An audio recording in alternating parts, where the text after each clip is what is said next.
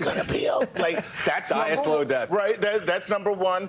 And the second one is, hey, do your part. There's a little pain. Yeah, we got just a little pain. Toughen up. Toughen up. So, you know, they are trying to find a new message. I don't think it's going to work. Chuck's point is so good on that, Brian, about the messaging. But it's easy for these billionaires, Howard Lutnick and Steve Besant and Donald Trump and Elon Musk, to say, hey, guys, you know, it's going to be a little bit of pain, but we'll get through it on the other side. It's much harder if you're a school teacher whose 401k just completely vanished over the course of the last 60 days because Donald Trump is messing around and the stock market loses all of its gains in the span of 60 days, and your entire hard work, your life savings, your worker, your sanitation worker, that's now gone up in smokes.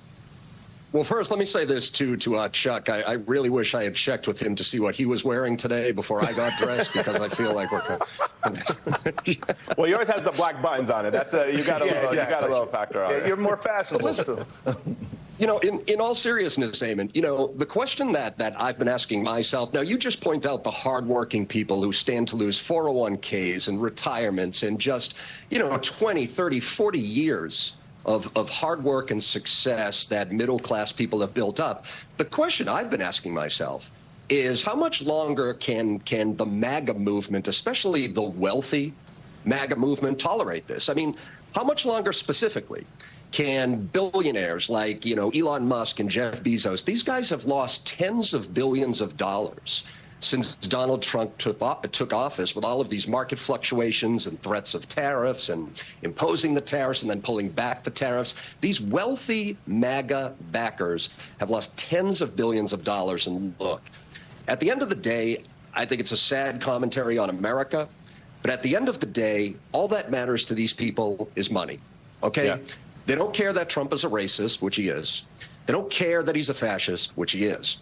All they care about is their bottom line, and their bottom line is getting hammered right now. It's getting killed.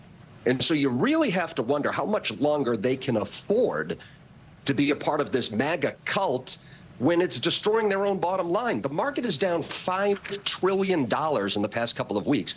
People's retirements are down 10 to 15%. Elon Musk, Jeff Bezos themselves are down $100 billion. You really have to wonder how much longer, you know, they're willing to stay on this sinking ship. Let me play for you what Scott Besant told, I'm not sure where he said it, but he was asked about a possibility of a recession. Here's his answer. Mr. Secretary, can you guarantee the American people here and now that there will be no recession on President Trump's watch? Well, Chris, you know that there are no guarantees. Like, who would have predicted COVID?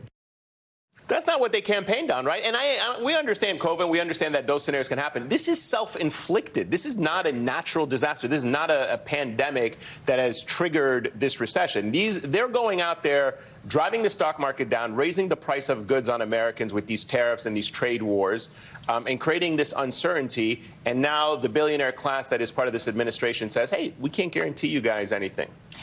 Well, because the billionaire class is going to be fine. Like, I mean, the stock market, yes, does it have an impact on them? But so does deregulation.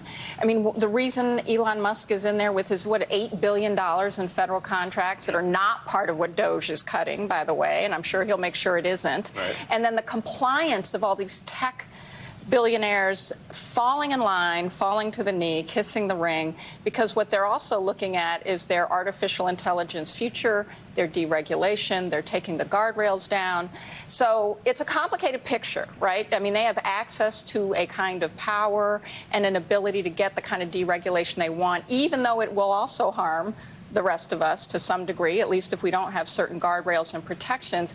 But I just go back to this, you know, reality, which is there's some people who are supporting Donald Trump because they actually believe in his racism, in his sexism, in his homophobia.